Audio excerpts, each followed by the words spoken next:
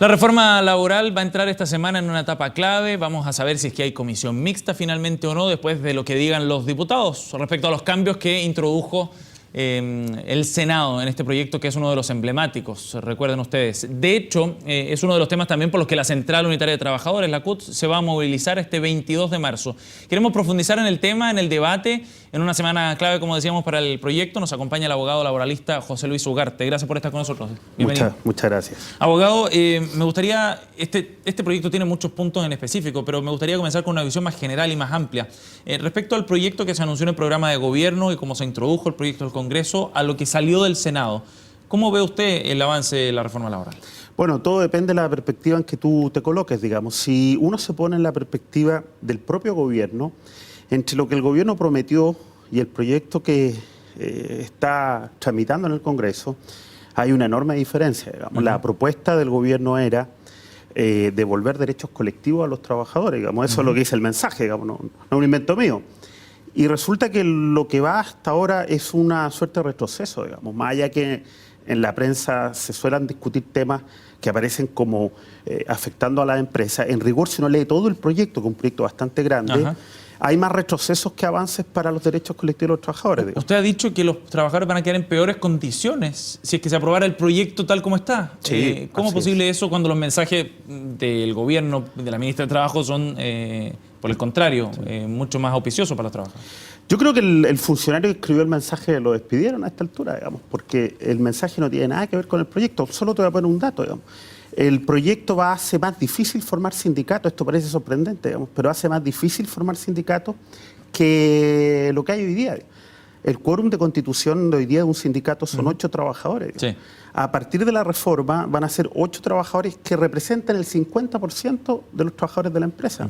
Por lo tanto, una de las cosas que hay que explicar por parte del gobierno es por qué un proyecto que teóricamente iba a devolver estos derechos lo está haciendo más complejo. Estoy tomando un punto, digamos. Sí. Lo que pasa es que hemos discutido lo que el mundo empresarial, digamos, grande ha querido discutir, que es el reemplazo en la huelga, pero si uno mira todo el proyecto, que te insisto, es un proyecto, y esa es otra de las cuestiones que es inexplicable, digamos, ¿por qué un proyecto tan grande, digamos? ¿Qué otro punto dejaría a los trabajadores en peores condiciones a su juicio? Bueno, la regulación de la huelga, más allá de lo del reemplazo, es... el ejercicio del derecho a huelga se hace más complejo que nunca en relación a las reglas actuales, digamos. Por ejemplo, se agrega la posibilidad de que el empleador obligue al sindicato a votar la huelga cada 5 días, digamos. Eso no existe hoy día. Se establecen mayores plazos para el ejercicio de la huelga, se establecen servicios mínimos, cosa que hoy día no están regulados como están en el proyecto de la ley. O sea, si uno mira el conjunto, te insisto, aquí hay mucha gente hablando de la reforma, pero habla por los titulares de los diarios. La reforma es un megaproyecto de más de 100 de cientos de modificaciones que si uno las mira uno por uno, representan más retrocesos que avances, digamos. Ahora, por supuesto que el gobierno ha querido mostrar lo que el proyecto avanza, pero ni el gobierno ha estado en condiciones de que donde hay avances sostenerlo con firmeza, digamos, lo del reemplazo a esta altura. Ya nadie sabe lo que quiere decir la prohibición del reemplazo. Lo de las adecuaciones necesarias, dice usted. Claro, ni siquiera los ministros, yo leí ayer que ni siquiera los ministros están de acuerdo con lo que quiere decir. Adecuaciones necesarias es reemplazo en la huelga. Eso le voy a preguntar, para usted, ese concepto, ¿qué significa? Se ha jugado mucho con la ambigüedad, digamos, de lo que implica finalmente una adecuación necesaria. Y algunos plantean que esa ambigüedad precisamente es como para dejar satisfechas las dos partes en un tema que ha sido muy difícil de zanjar. Sí, lo que pasa es que nosotros no terminamos de aceptar como sociedad que la huelga supone daño, digamos. O sea, la huelga es un mecanismo de presión reconocido en buena parte de los ordenamientos jurídicos occidentales como un derecho fundamental, como el único derecho fundamental que le permite al trabajador instalar una suerte de equilibrio o pretender ese equilibrio.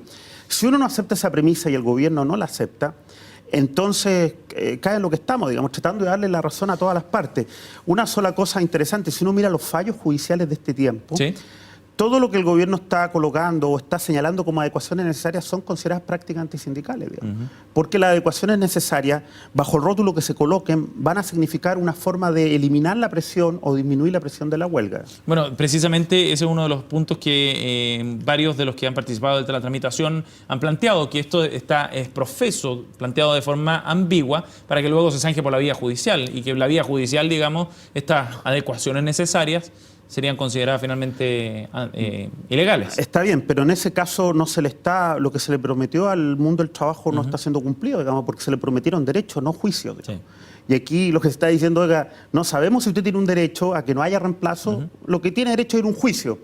Y eso no era el sentido de la reforma, digamos. De hecho, que era fortalecer el movimiento sindical. Exacto. Ahora, fíjate una cosa, la huelga en Chile, hasta ahora nosotros como sociedad, y esto hay que tenerlo en cuenta, no conocemos el efecto de la huelga, porque nosotros no hemos tenido huelgas como se acepta. Esto creo que quede lo más claro posible en todos los ordenamientos occidentales democráticos. Pero hoy día no hay derecho a huelga del trabajador.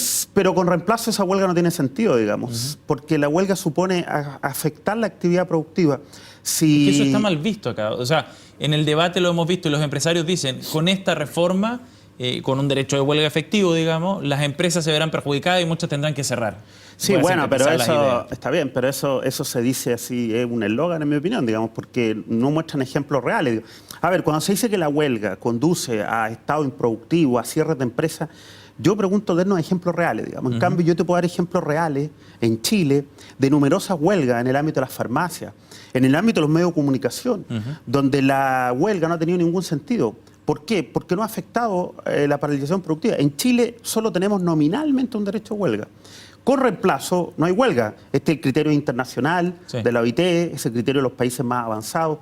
Por lo tanto, yo creo que aquí hemos caído presa de un problema social en el sentido que no aceptamos que la huelga tenga...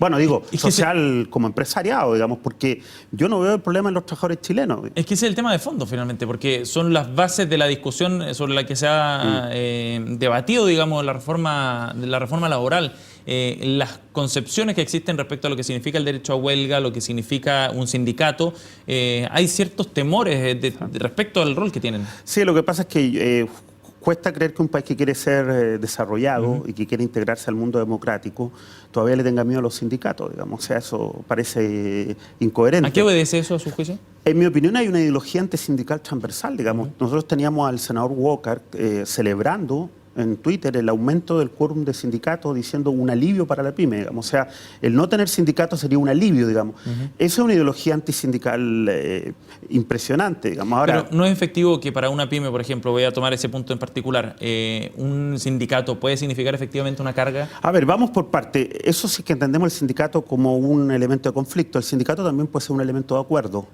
Así ocurre en las sociedades más avanzadas, digamos. El sindicato lo único que hace es representar a todos los trabajadores. En vez de ir negociando uno por uno, yo negocio con todos en una sola condición, digamos. Ahora, cuidado con lo de la pyme, digamos. Yo no entiendo qué proyecto han leído los dirigentes de la pyme, digamos, porque este proyecto no solo no toca, digamos, mejora la situación de las pymes, porque... Elevando el quórum, ¿cómo decir? Claro, elevando el quórum. Nosotros tenemos, hoy día en el código, las empresas con menos de 8 trabajadores no forman sindicatos. ¿Cuántos trabajadores trabajan hoy día en empresas de menos de 8 trabajadores? Por lo menos la mitad de los chilenos. Sí. Con el nuevo quórum de la reforma, vamos a requerir 16 trabajadores, porque son 8 que representan el 50, digamos. Por lo tanto, probablemente vamos a tener algo sorprendente. El 70-80% de los trabajadores chilenos no va a tener posibilidad alguna de formar un sindicato ni de negociar colectivamente. Por lo tanto, yo no entiendo en rigor, este es parte de lo extraño de nuestro debate, vamos, de lo homogéneo del debate, que no entiendo cómo la pyme puede ser afectada por esta reforma. Abogado, otro de los puntos destacados por quienes están impulsando la reforma en el oficialismo principalmente dicen esto es bueno porque, por ejemplo, logró avanzar en materia de titularidad sindical. Sí, lo que pasa es que el proyecto está teñido de avances que el gobierno boicotea, el mismo boicotea, digamos, tratando de darle la razón a todo el mundo, no convencido en su idea. Entonces, yo quiero ahí ponerte un punto, digamos. Lo que hoy día tenemos nosotros es la extensión unilateral de beneficios, digamos. El empleador, sin preguntarle a nadie, extiende los beneficios del contrato. Sí. Por lo tanto, aquí, cuando se dice que hay un problema de constitucionalidad, el problema de constitucionalidad lo tenemos hoy día, digamos. Porque hoy día el trabajador, sin estar de acuerdo, se le extiende un marco colectivo que lo obliga además a pagar una cuota sindical, digamos, una parte de la cuota. El gobierno propone eliminar esa posibilidad y que sea el sindicato el que extienda, digamos. Pero el gobierno al poco andar ha ido boicoteando su avance, digamos. Y, por ejemplo, se ha tramitado una indicación en el sentido que, a pesar de que no puede el empleador extender solo, sí puede llegar a acuerdos individuales con los trabajadores, no sindicalizados, para ofrecerle remuneraciones, beneficios, que en el fondo es una forma de... Una negociación paralela. Paralela a la provista por el sindicato. Por lo tanto, si uno lo mira con cuidado, te insisto, el proyecto, si uno mira todo el proyecto, no solo los titulares, se da cuenta que que era un avance, termina boicoteado por el propio gobierno, digamos. Abogado, por último, es probable que algunos de estos puntos terminen en el Tribunal Constitucional. ¿Hay riesgo ahí de que estos aspectos se rechacen? Bueno, en mi opinión sería extrañísimo, digamos, porque seríamos el único país del mundo del capitalismo democrático, digamos, occidental, donde hay cosas inconstitucionales, como que el sindicato sea el que maneje los beneficios obtenidos por el sindicato, digamos, o que la huelga no sea con reemplazo.